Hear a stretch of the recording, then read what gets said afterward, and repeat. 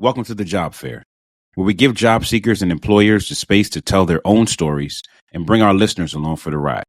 We're your hosts, Doug and Shauna. Let's dive into it. Hey everyone, welcome to episode 8 of the Job Fair. I'm super excited for today's episode because we have a guest. Yes, indeed. Great to be back on set.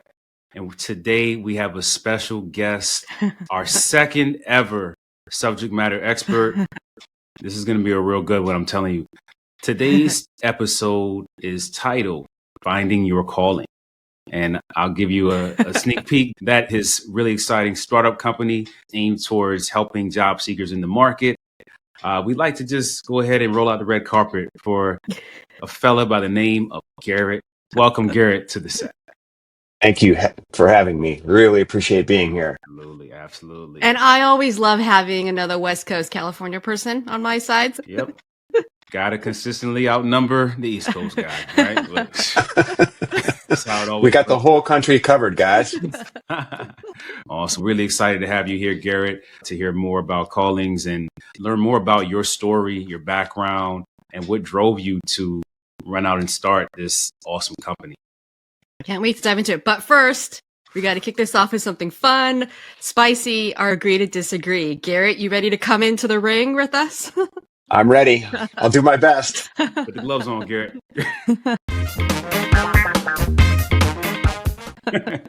As a reminder for guest episodes, we tweak the game just a little bit. Instead of Doug and I asking 2 normal questions each, we'll each have 1 question this time, with Garrett, Doug, and I asking 1.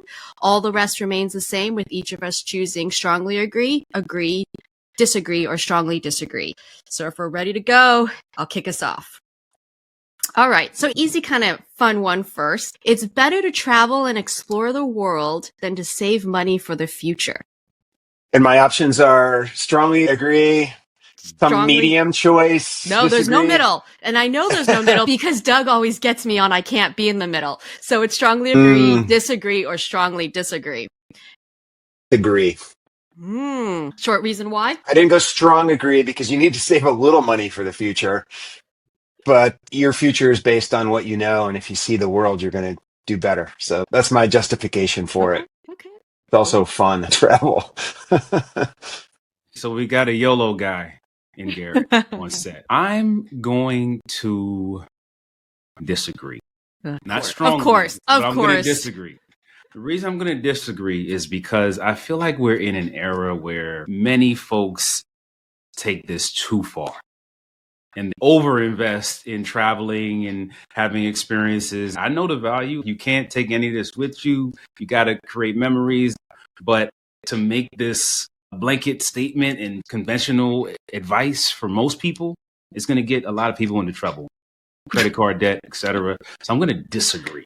If I could have been a little more neutral, I would have, but I can't. Yeah, so. No, you can't. You never let me, so you can't. Okay. I'm going to stick with our guest here and say that I agree. I think it's better to travel than to save money for the future. However, I do think that when we think of travel, we're thinking big, international, learning different cultures, things like that. I think there are ways that you can travel not only on budget, but that doesn't necessarily mean we'll drain the bank. So I agree that this statement is important because I think you could still do it while also still saving money for that house or retirement that you're looking for. So That's a good clarifying point there, Shauna. Yeah, you don't spend all your money going to New Jersey. You can do it cheaply. You can take the Greyhound bus instead of flying. You're right, Shauna. Sure. +1 for the Maybe the right answer is to travel on the interest on the money that you've saved, but not the principal. See, wise words already happening at the beginning of episode. Only I could live by them. Cool. All right, I'm up next. Work chats like Microsoft Teams and Slack are a safe space for employees. Totally, utterly, completely disagree. Okay. With double disagreement on top. Ooh, why? Because a work environment, everything that you do can be used against you. And that information is not yours. It's owned by the company. What you say there, you're going to be judged on. If you say the wrong thing, it will come back to bite you. I learned early in my career, somebody said this in one of my first jobs, assume that everything you ever write in email will be read by everyone.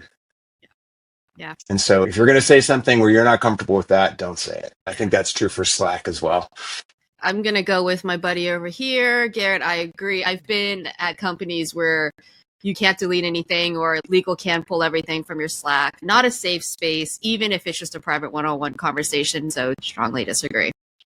I can't imagine, Doug, that you're going to agree with this statement. But let's see where we go. The suspense. I agree with the statement. I'm going to tell you why. Because... Wait, I'm sorry. I missed it. You said you agree? Yeah, are generally a safe space. Because I have witnessed people say some really inappropriate things in my career on Teams, on Slack. The problem arises when you have a target on your back, like a really serious one that's going to require them to invest in the IT team or HR team going and digging through all those messages. I've just seen too much reckless behavior on these platforms go unchecked for me to feel like you got to really be careful at all times. Too much happens on those chats. So I think it's generally safe. I think it's safe until, for political reasons, somebody wants you gone. Yeah. And then they will look at anything and cast it in any light to get rid of you. Yeah. It comes down to your political situation in your organization. If you're safe, then what you say is safe. If you're not safe, they will use it. And what is it the police say? We can and will use it against you. It's always safe until it's not safe, right? That's right. Yeah. All right. Cool. Bring us home, Garrett. What you got? All right, question. Let me see. How do I articulate this? Is there a place in the modern world for a rock star anymore? Is there such a thing as a rock star anymore? Ooh. Doug, I'm going to let you take it first. Agree. There is a place for a rock star today. Some of the characteristics and behaviors have shifted in the way that people connect. A lot of it's happening on social. A lot of folks in the music industry now who are successful and megastars need to remain eccentric. They need to create spectacles. They need to be controversial. The rules to what a rock star is, like, more or less, they're the same, in my opinion. So I strongly agree with this. Okay. So for me, I think I'm going to disagree because my question is, like, what is a rock star anymore these days? Well, maybe it's also just the music that I listen to. Okay, Garrett, you might not know this. I'm a huge Taylor Swift fan. So Shauna's a Swiftie, ladies and gentlemen. Yes, she is. Swiftie fans, please come here to the podcast. What is a rock star musician these days? I do think that is changing. I'm going to go with disagree just because I wouldn't even know how to pinpoint that anymore. I couldn't probably even name for you what the ideal rock star is today. Reasoning. I know, Doug, you're laughing at me. That's my reasoning. I'm going with no. I'm going with disagree because I watched the Super Bowl and Kendrick Lamar was the feature. And the last several years, I think hip hop is the new musical standard. I think rock, and it breaks my heart to say this, is dead. There are pop stars like Taylor Swift, but I can't think of a rock star over the last 5 years. That's what I'm saying. Like the Lenny Kravitz, right? I can't think of one. I think the rock star is a general entertainer archetype. It's not necessarily linked to rock music. You know what I mean? That's how I interpret rock star. I don't know if Kendrick is a rock star. Somebody like Lil Wayne, eccentric, druggy, drugged out, or drug fueled, or whatever, and just all over the. He's certainly living the rock star lifestyle. Yeah. So it's hip hop music, but he's a rock star. Okay. All right. Well, that was good questions. That was a good one. I guess we can pat our gloves and say thank you, Garrett, for joining us. Nice to have you in the mix. Thank you. Awesome. That was awesome.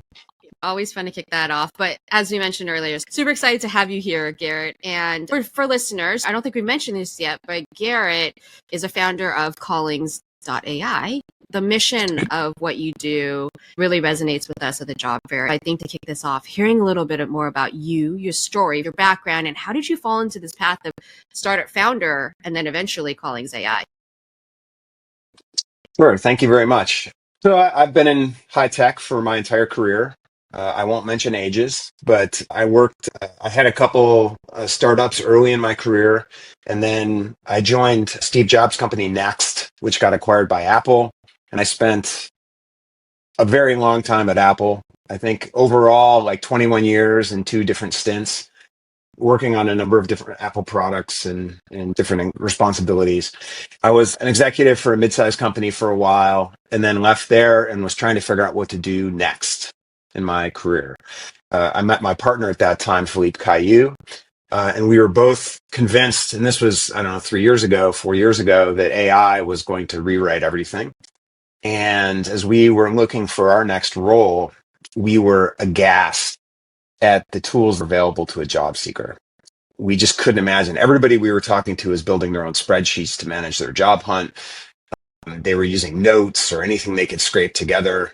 There's a statistic that the average job seeker uses 16 different tools during their job search, which is unmanageable.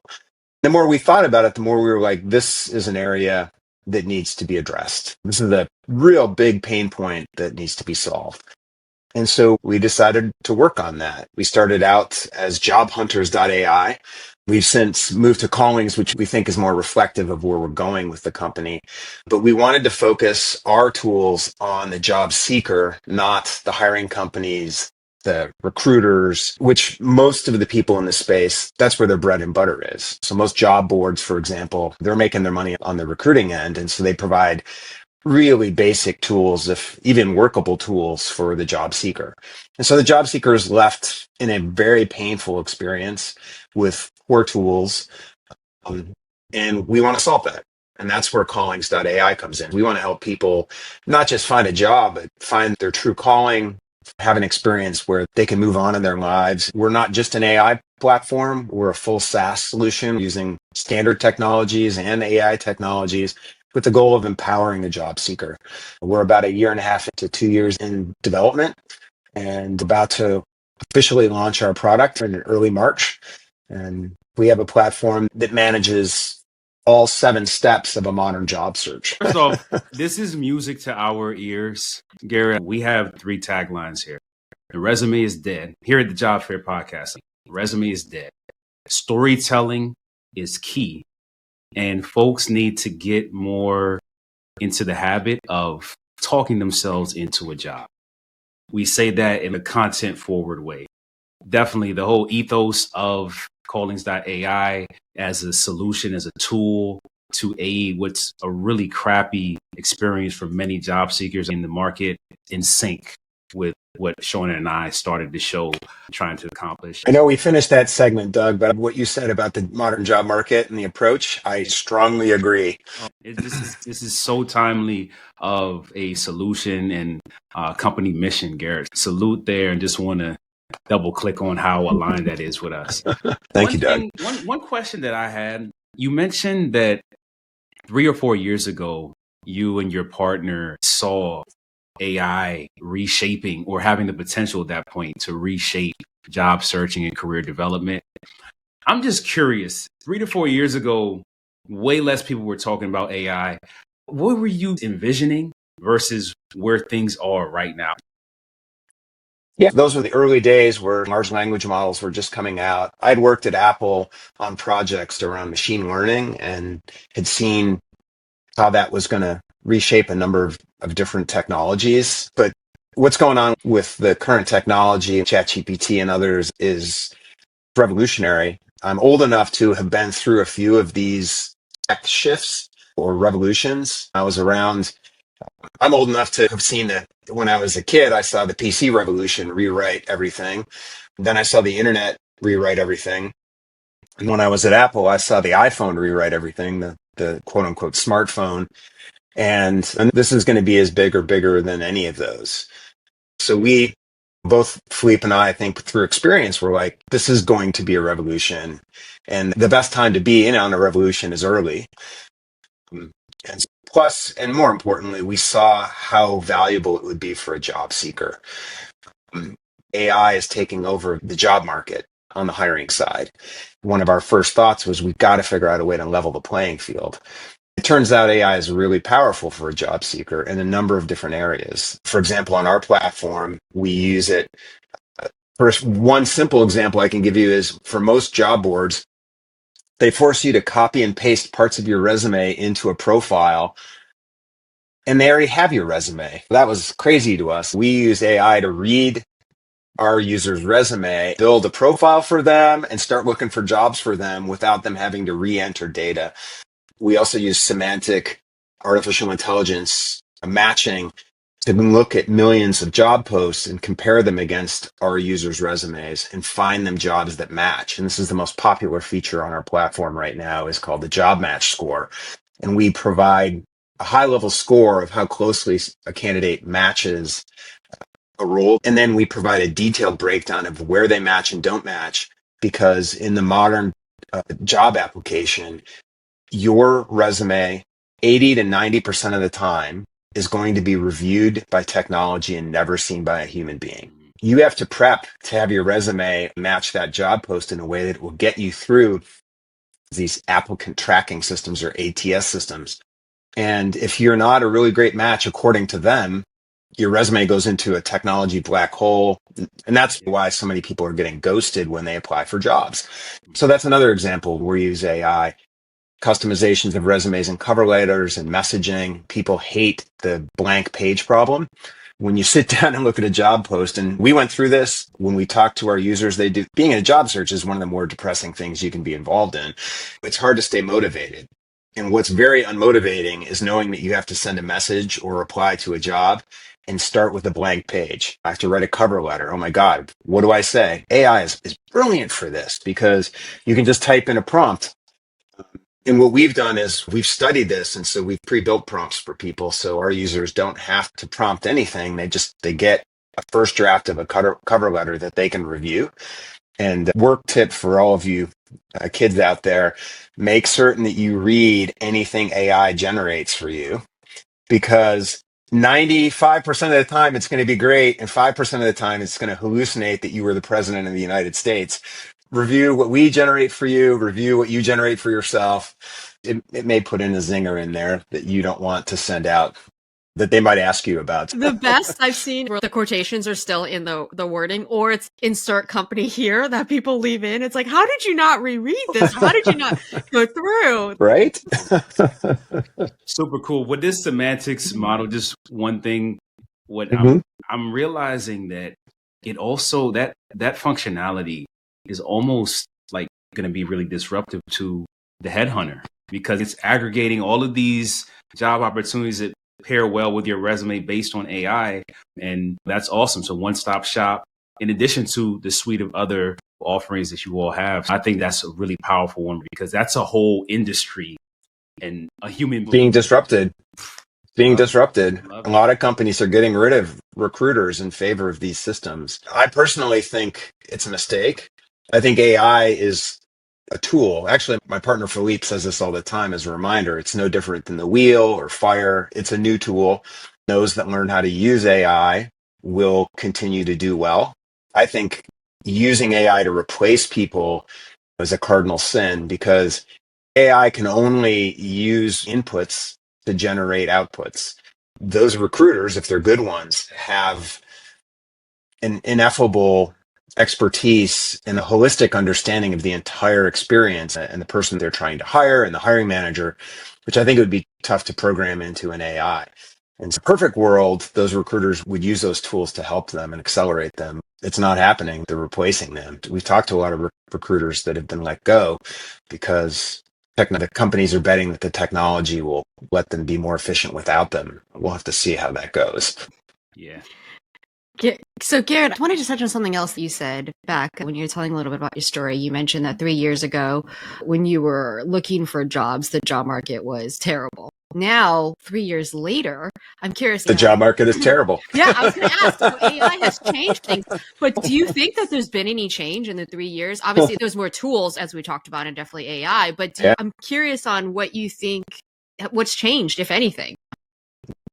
People are calling it the white collar recession, even though when you look at the hiring statistics and employment statistics, the economy is doing well. White collar workers are the ones that are really getting hit.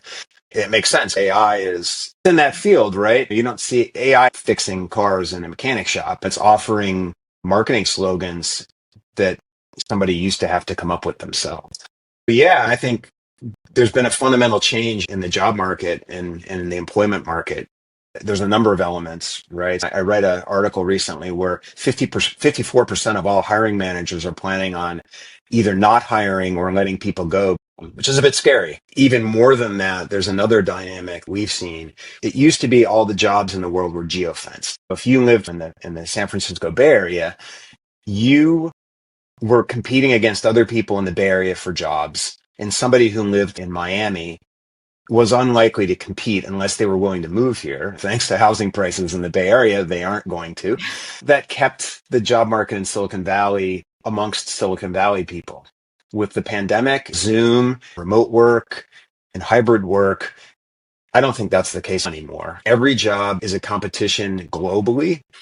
When you talk to hiring managers, they're hiring people everywhere. They don't need to be in a specific geography. That's a tremendous arbitrage situation. It's bidding down white collar. You're just competing more in general. Everybody feels comfortable applying to those jobs now because they don't have to live right next door to the factory or to the office building. And so, that's what we're seeing and hearing. And as a result, it's just really painful. And of course, the more experience you have and the higher your salary is, the job market is doubly challenging because they're trying to cut those costs. And the result is this new modern job market. That's what we call it, the modern job market. And it's different than we've seen in our lifetimes, where it's competitive. We're talking to people with 15 years of experience who are applying to 500 jobs to get consideration for just a few. At 2% of the applicants are interviewed for any job post. It's pretty brutal. And what we're doing is trying to level the playing field, give job seekers all the tools they're looking for, centralized all in one place, with all the tools to help each step so they don't have to spend a lot of time on a single job application. One of the things I didn't mention that we've just released is a very powerful networking tool, because we know that networking is really how you get a job. That's our life. I know you guys say it all the That's time, so I'm just hitting your tagline. Trademark, the job fair, all rights reserved. If you're looking at folks who have decades sometimes of experience qualified for any given role and they're applying to 500, in order to break through that noise, you got to make some kind of human connection is the way we're looking at it at the job fair. And it's really awesome to hear that you're also recognizing the value of that connection. So would love to hear more about this networking feature that you're rolling out really quickly. Yeah, we want to be... If it's ready to be shared. I'm willing to reveal it today on the job fair. All right. Exclusive. Exclusive, that's right. We want to be LinkedIn's best friend, right? People are going to continue to use LinkedIn. And it's a fantastic platform. I don't think it's a job hunting platform directly. I think it has many tools for job hunting. And that's where we want to slot in, is to help people use LinkedIn and other tools.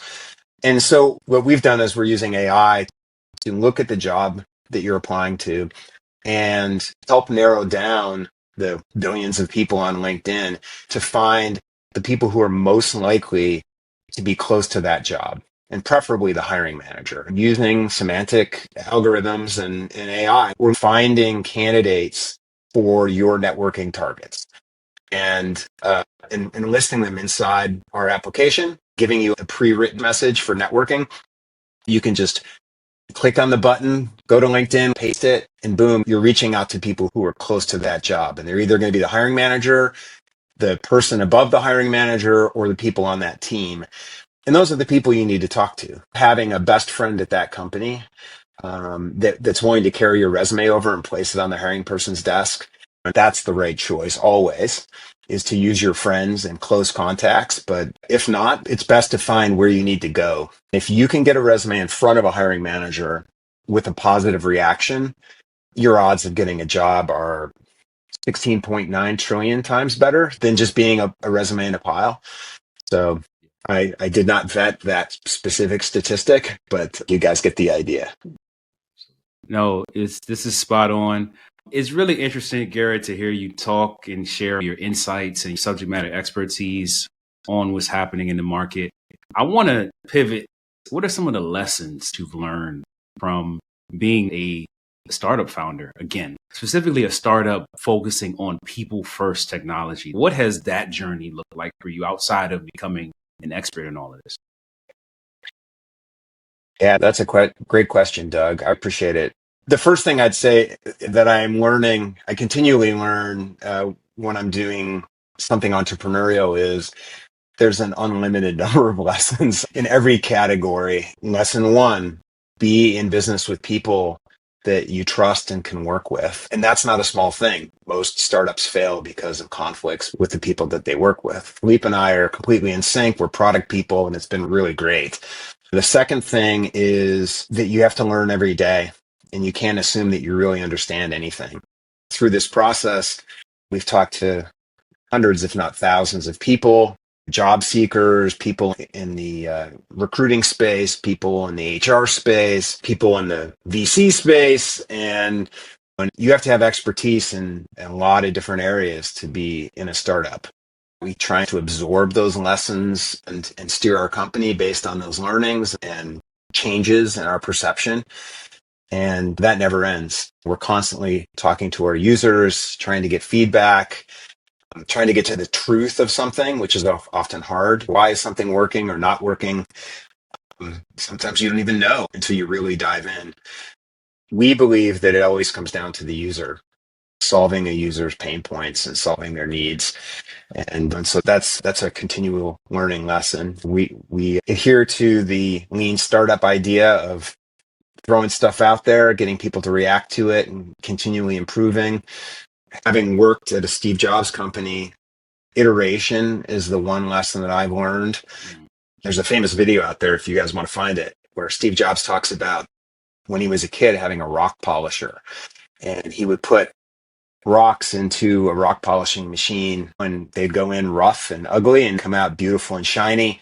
He used to say that is how he runs his company.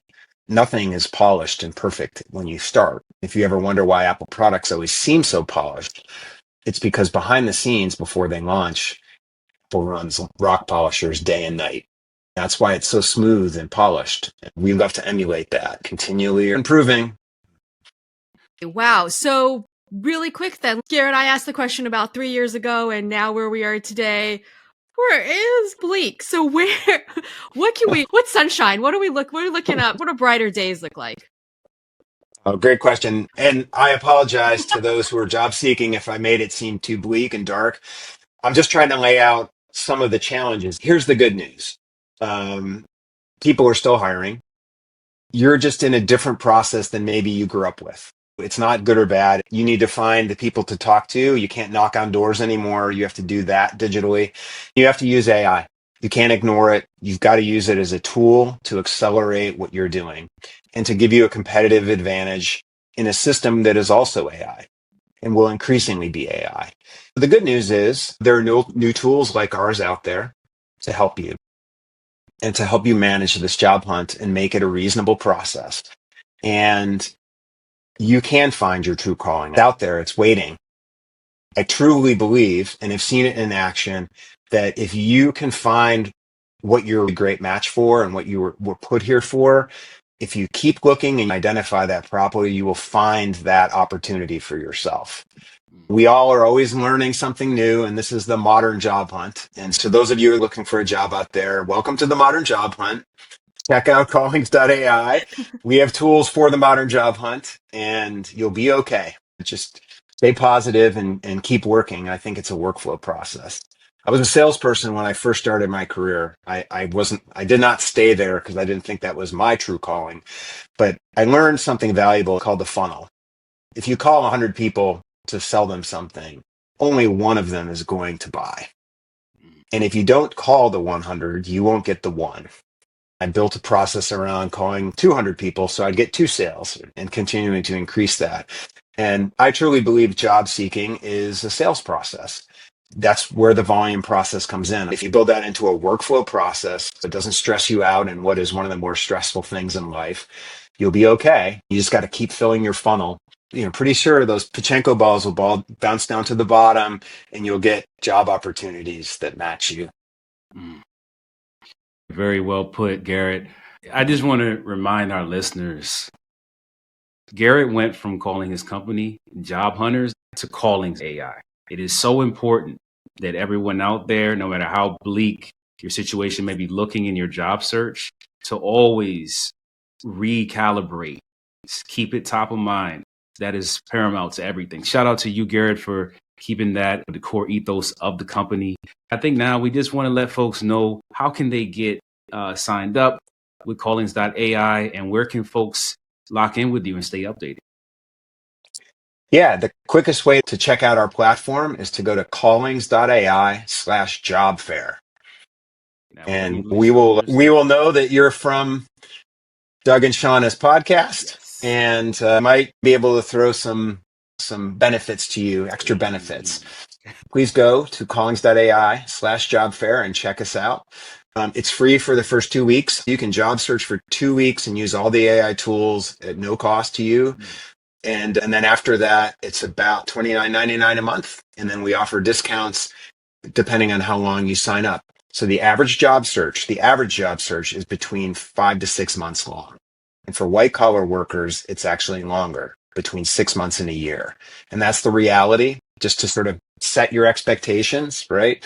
We offer discounts at those lengths between 25 and 40%. So you'll be paying less if you want to sign up for the time period that you'll likely be searching. And the average job search is 10 hours a week for most people. I'm just mentioning that, just set expectations based on statistics for job seekers. And that helps as well, because sometimes if you haven't looked for a job in a while, you don't know what you're getting into. I know I didn't when I was looking for a job for the first time in my career. We're here to help. Amazing. And this podcast is here to help. Absolutely. Listen to Doug and Shauna. Wise words from a decent man. That was great, Garrett. Thank you so much for joining us. I want to also give a quick plug to how folks can lock in with the Job Fair podcast.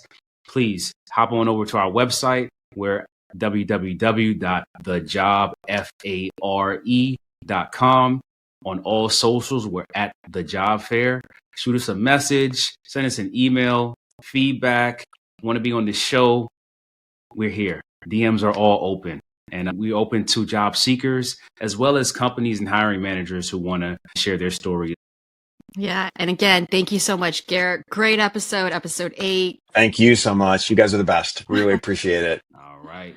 Signing off. All right. Stay tuned wrap. for episode 9 next week. That's it. Cut. Bye, everyone. Woohoo!